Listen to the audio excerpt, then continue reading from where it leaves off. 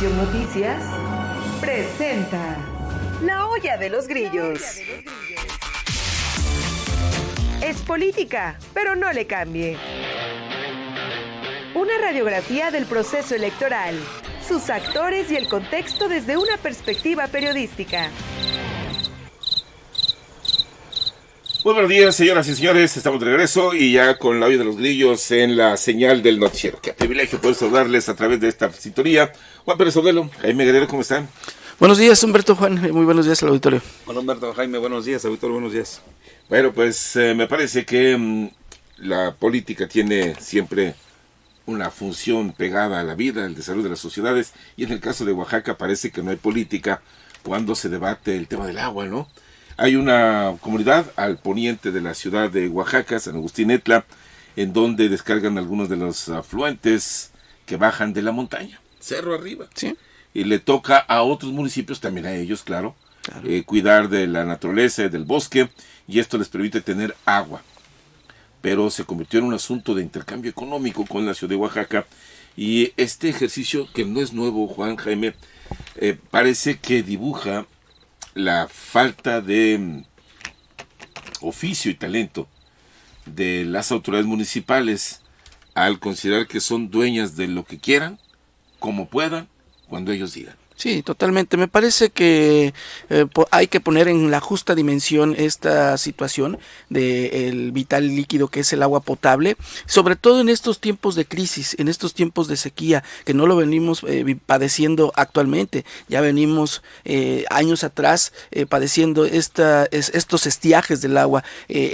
Hace 2 años se recrudeció gravemente la carencia del agua potable, donde los pozos profundos, los pozos Noria, donde las fuentes de abastecimiento se han ido secando precisamente frente a todo este cambio climático. Pero esto es un elemento, y el otro es precisamente donde confluyen zonas, municipios, que si bien la naturaleza es generosa con la humanidad, me parece que cuando ya hay un involucramiento de la política, de la mala gestión, del desatino, y sobre todo de la conciliación, y también de la presunta mala administración, es cuando se complica, y estos elementos, estos temas tan sensibles se llegan a politizar y a confrontar a comunidades. Hoy es el caso de San Agustín Etla, donde cierra las válvulas de abastecimiento de agua potable, afectando a más de 60,000 habitantes de la zona metropolitana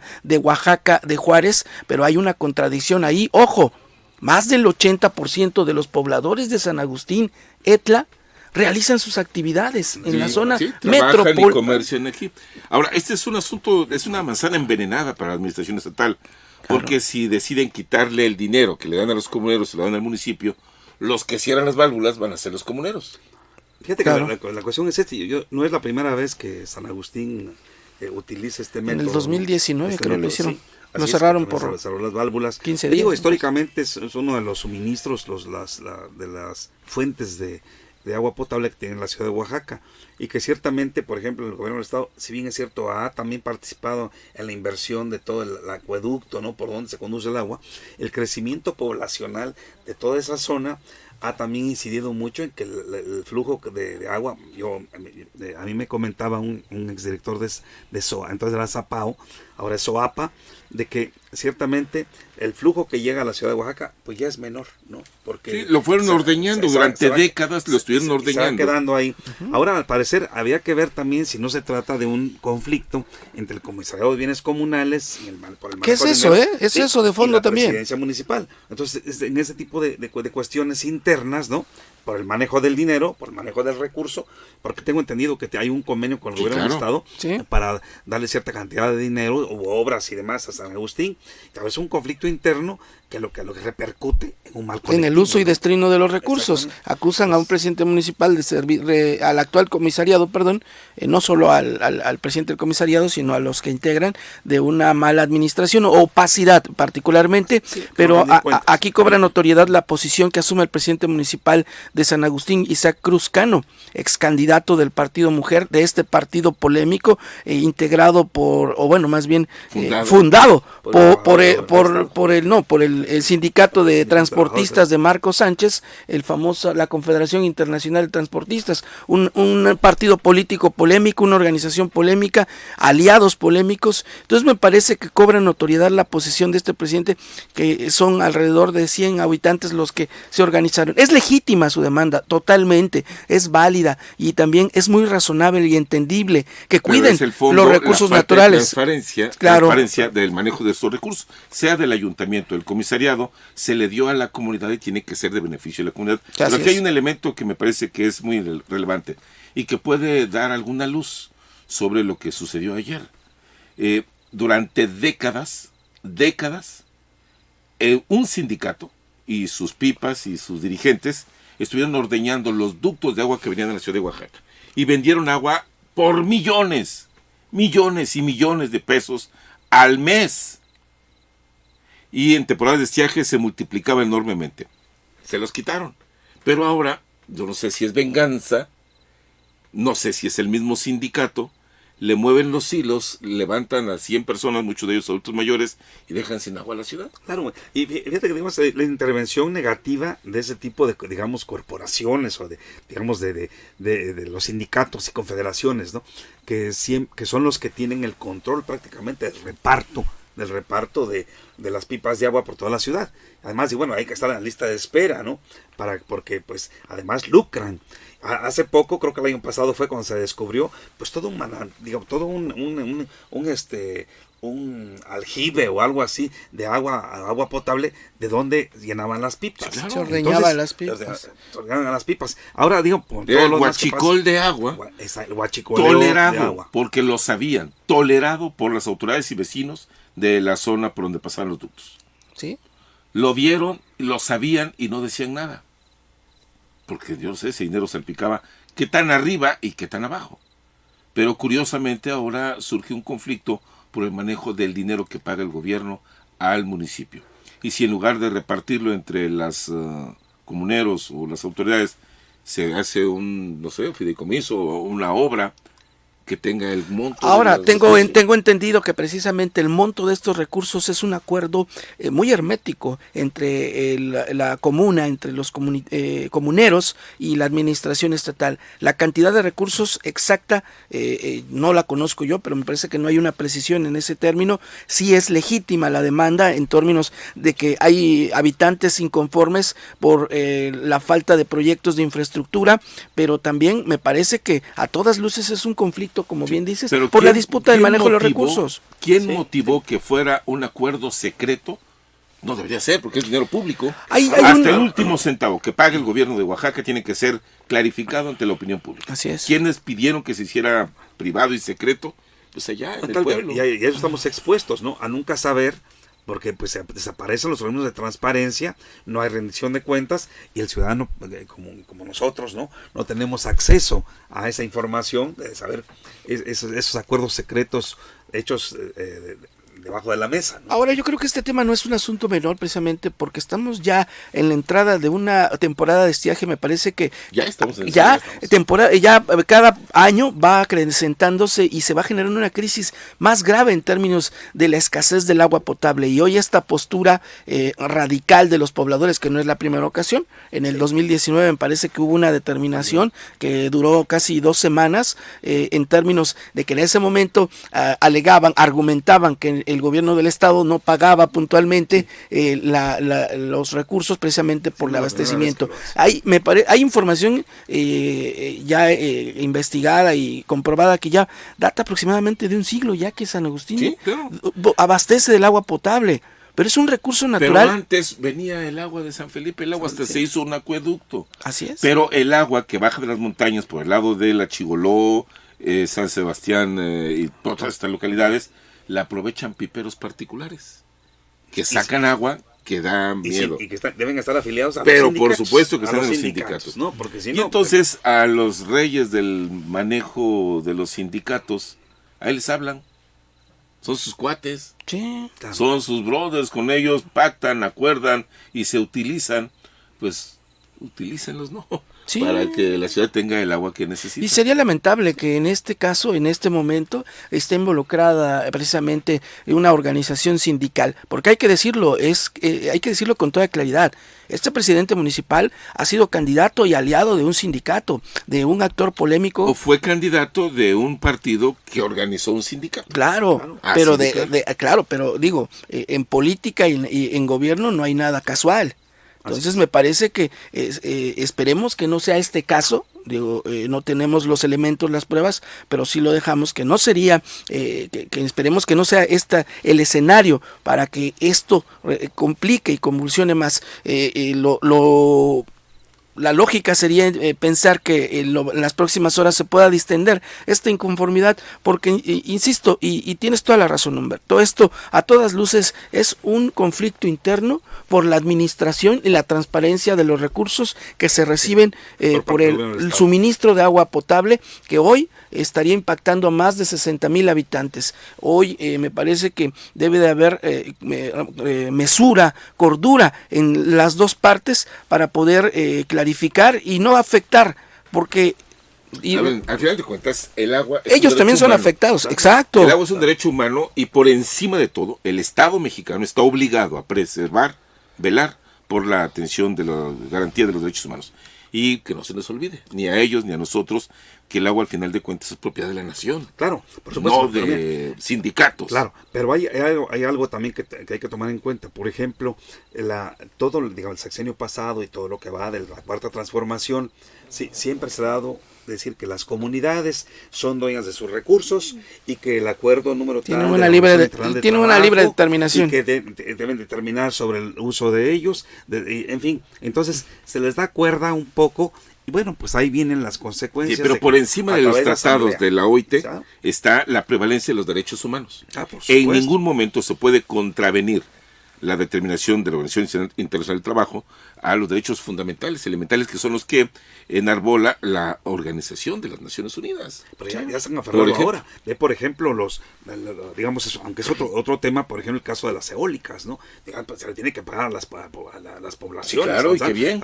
Y bueno, en fin, pero en este caso, claro que el agua, como pues lo hemos visto en varias partes del país, todos los demás, estamos en una verdadera crisis. La sequía afectará duramente a Oaxaca. Oye, ahorita que lo mencionaste, se parece en algo, guardas todas las dimensiones, cuando aquí señalan que es el agua, en el mismo decían, nos están robando el aire. El aire, claro. Nos están robando el aire, sí. Ahí la ventosa. De ese tamaño, es el asunto cuando se mete asuntos de interés del dinero. Y se politiza la cuestión, claro. ¿No? Y sobre todo, el manejo de los recursos, lo que pasa en San Agustín, esa disputa interna, seguramente, claro. A ver cómo va a acabar, ¿no? Pero es la falta de transparencia. Que ojalá terminen toda la transparencia que sea necesaria, para que sepa hasta el último centavo a quién le dan y en qué lo ocupan, porque es dinero público. Así es. Y ya que metieron la cizaña, pues ahora están obligados a poner un cartelón gigante en la entrada de San Agustín Etla, que todo el mundo sepa cuánto recibe ese municipio. A lo mejor es poco, pues, a lo mejor merecerían más. Sí, claro. Más de las muerteadas. Claro. ¿No? Cuando cobran por las fotos, cobran por las fotos, cobran por la entrada, cobran todos los ¿cómo se llaman? Los facilitadores, no sé cómo le llaman ahí a los. Yo creo que tienen razón en cuidar los recursos naturales, sin claro, duda, y es legítima la demanda de la transparencia de los recursos. Y aquí debe de haber un entendimiento entre las partes, porque a todas luces es un conflicto entre pero ellos. No un pacto ni entendimiento de mafiosos, no, en donde digan dame aquí y aquí nos entendemos. Totalmente. Tiene que ser público y transparente. Porque están afectando a miles de ciudadanos de la zona metropolitana y que, insisto, gran cantidad de esos habitantes que son nuestros vecinos, con todos confluyen en la zona metropolitana, en el municipio de Oaxaca de Juárez, trabajan, realizan sus actividades estudian, de toda índole, y se usa el agua potable. Sí, bueno, aquí le vienen a usar el agua que salió de allá, la usan aquí. Sí, pero bueno, cambiamos de tema si usted nos permite y déjeme mostrar que en el transcurso de esta semana, qué escandalazo, con una iniciativa que encueró la oposición y que dejó al descubierto la fragilidad del entendimiento cuando normal les mandan a levantar la manita. Ricardo Anaya, si tenemos el video de Anaya, puso puntos sobre las IES, sobre la conducta de las y los legisladores de Morena, que aprobaron lo que ni siquiera conocían. Perdieron la vergüenza. Esta sesión es el cinismo en su máxima expresión. Este dictamen, estamos hablando de 226 páginas, 283 artículos, se publicó ayer a las 10 de la noche. Ni siquiera lo han leído. ¿O alguien aquí nos va a venir a contar que no durmieron, que toda la noche lo estuvieron estudiando, que lo comprendieron, que lo analizaron? Pues claro que no. Vienen a levantar la mano y a votar lo que les instruyen cuando ni siquiera han leído estas 226 páginas. Y miren, este albazo, este madruguete, esta jugarreta apresurada no es una casualidad. Es parte de un diseño y tiene que ver con un truco tan viejo como perverso, que es propio de los regímenes autoritarios. ¿En qué consiste ese truco? Tiene 3 pasos. Y lo han usado muchos regímenes autoritarios en el mundo. Paso 1, hay que encontrar un problema real. Paso 2, a partir de ese problema, manipular la información para confundir a la opinión pública. Y una vez que se ha concluido con el paso 2, el paso 3 es introducir una agenda oculta. Sobran ejemplos en la historia, el clásico de 33. Pues claro que es un problema que hayan quemado el Reichstag, que estén en el Parlamento en Alemania, pero ahí digo el paso 2, la manipulación, echarle la culpa a los comunistas y después la agenda oculta, consolidar el poder autoritario de la dictadura. Lo mismo después del 11 de septiembre, claro que fue un problema que se caían las Torres Gemelas, pero de ahí viene la famosa guerra contra el terrorismo y la agenda oculta, invaden Irak, que es que porque había unas armas químicas que después resultó que ni existían. En Hungría hay un dolor, pues claro que el COVID era una realidad. Usó el COVID para la ley de emergencia contra la información falsa. Hoy pueden meter a la cárcel en Hungría a cualquier persona que publique información que el gobierno considera falsa. Es decir, es el sello de la casa de los gobiernos autócratas. ¿Quieren más ejemplos? Venezuela 2017, la ley contra el odio, la ley contra las fake news de 2022 en Rusia, la ley de ciberdelitos. Hoy Daniel Ortega, desde 2020, puede meter a la gente a la cárcel. Pues vaya que les recordó a Morena esta condición. ¿De dónde surgió esta ley para censurar? Pues porque el gobierno de Estados Unidos contrató publicidad en televisión abierta en este país y en televisión por cable, que la televisión por cable todavía seguía funcionando. Sí, la secretaria de Seguridad de los Estados Unidos, Kristi Noem, ¿no?, publicó un video, ¿no?, de la publicidad. una cuestión publicitaria en torno a la racista totalmente, inhibiendo que los migrantes de manera ilegal llegaran a Estados Unidos, en fin. Y bueno, esa fue, creo que, la justificación para poder emitir una iniciativa que a todas luces es contraria a los principios de la libertad de expresión, ¿no? El artículo 109, que aparece en este momento en su pantalla, señala que las autoridades competentes pueden solicitar la colaboración de la agencia para el bloqueo temporal de una plataforma, es decir, censurar incluso las redes sociales. Sí, esta ley, perdón, Humberto, esta ley de la reforma de la ley de telecomunicaciones, precisamente esta parte de las plataformas digitales, crea la Agencia de Transformación Digital y Telecomunicaciones, que es donde se centró la polémica, y que es precisamente este artículo 119, donde puede censurar a las plataformas digitales, a partir precisamente de esta determinación de la publicidad de que se establece de Estados Unidos en televisión abierta mexicana, ¿no? Y es otro elemento fundamental, porque esta plataforma puede definir qué es veracidad de la información a libre criterio. Sí, según su criterio, pero además de fondo, Juan, es que, vamos con el video de la presidenta, es que este sería como el cuarto, si no es que el sexto caso en donde la legislación federal ha demostrado torpezas y equívocos inimaginables, imperdonables en otras legislaturas. Claro, eso, el hecho y de ahora no tuvo leer. que ser la presidenta la que ordenara echar atrás esta misma ley. Escuchemos a la presidenta desde el principio y con sonido, por favor. Entonces, ese artículo en particular, pues tiene que modificarse para quedar claro, eliminarse. Ese no es, digamos, el objetivo de la ley, no. Si crea confusión y se piensa que es para censurar, nunca ha sido el objetivo, y en todo caso que se quite el artículo, se modifique la redacción para que quede absolutamente claro que el gobierno de México no va a censurar absolutamente a nadie, y menos lo que se publique en plataformas digitales. Entonces, ese artículo en particular... La cuestión es, por ejemplo, quién redacta las iniciativas, ¿no? ¿Cómo es posible que no la puedan revisar, bueno, los responsables, ¿no? Los coordinadores, los presidentes de las comisiones o la comisión permanente o quien fuera, ¿no?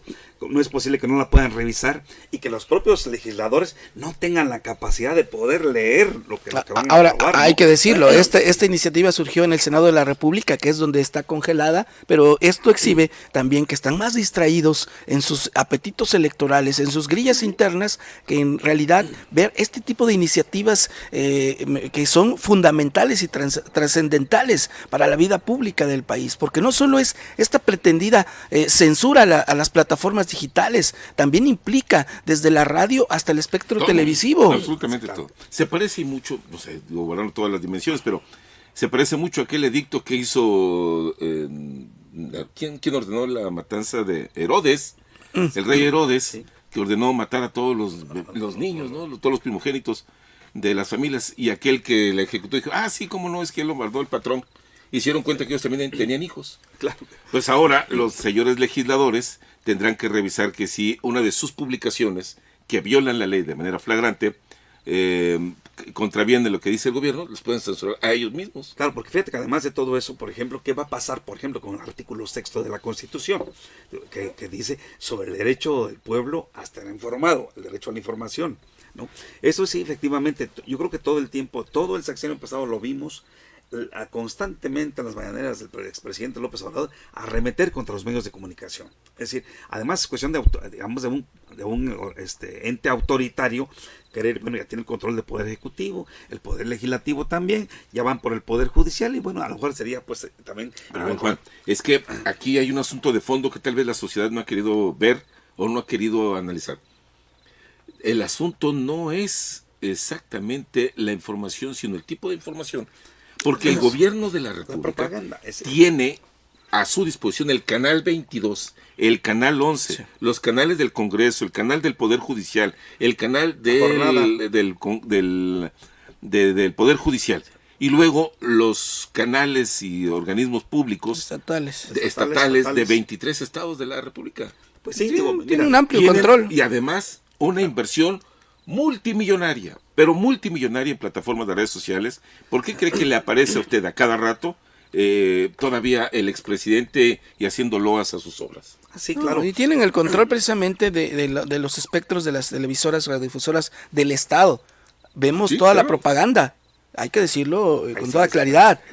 Las televisoras de los estados, de todos los estados, es netamente casi el 100%, el 99% de los contenidos son información de las administraciones estatales. Sí.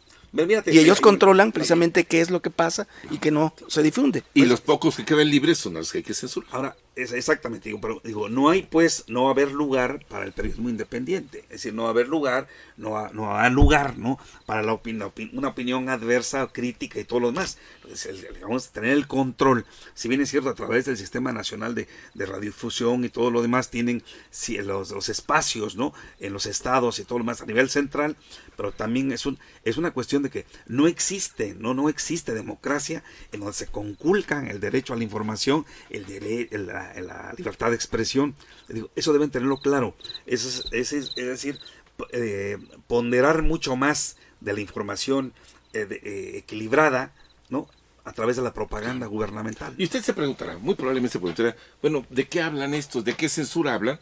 Si están hablando, precisamente, es un ejercicio de libertad que ejercemos para que usted, la sociedad, la ciudadanía, no pierda el derecho a estar informado y contar con espacios en donde se haga escuchar. Ese es el tema de fondo. Al final de cuentas nos toca a usted y a mí y a nosotros pues defender esos espacios de libertad. Por eso lo mencionamos, que si no fuera esto, pues ya pasó, ¿no? Como muchas otras leyes. Claro. Ya pasó y no hay problema. Ahora hubo, creo, prudencia y cordura de la presidenta precisamente para despejar estas dudas. Fue una determinación importante porque iba a pasar precisamente a la Cámara de Diputados Federal como colegisladora de estas reformas y trascendentales, estructurales, que fueron a partir, como ya referimos, a partir de la publicidad xenófoba del gobierno de Estados Unidos, transmitida en televisoras mexicanas abiertas, pero esta determinación creo que va a ser importante precisamente para despejar todo tipo de elementos que pretendan censura a lo que hoy gozamos las y los mexicanos, este derecho a la libertad de información y al acceso a la información. Y quedaría solamente para análisis, tal vez el próximo jueves, la cantidad de hierros y equívocos que ha tenido la legislatura y que tiene que enmendar la presidenta. La presidenta de la República tiene que salir a corregir los equívocos, yo no sé si equívocos de veras o pretensiones del Congreso, pero no han sido pocas las veces en que se han equivocado, tuvieron que rehacer sus propias leyes, redactar de nueva cuenta, retirar algunas. Y algo pasa ahí, Humberto, Juan, y particularmente transmitirle al auditorio, algo pasa ahí, porque es bien cierto lo que dices, no es la primera ocasión y es algo que sucede particularmente en el Senado de la República. Es algo sintomático de lo que pasa en esta relación del Senado con el Ejecutivo. No pueden ser tarugos todo el tiempo. Hasta por equivocación tendría que sacar una buena y no las hemos visto. Pero inclusive, por ejemplo, minimizar las propias iniciativas de la Presidenta de la República. Sí, claro. Pareciera ser que es una indisciplina, pareciera ser que los legisladores, digamos, aunque son de su partido, digamos, siempre andan bateando las iniciativas de la Presidenta o metiéndolas en problemas, como en el caso de esta. Como en esta. Caballeros, muchas gracias. Humberto, Juan. Gracias, igualmente, gracias. Hasta la próxima. Oro División Noticias presentó La Olla de los Grillos.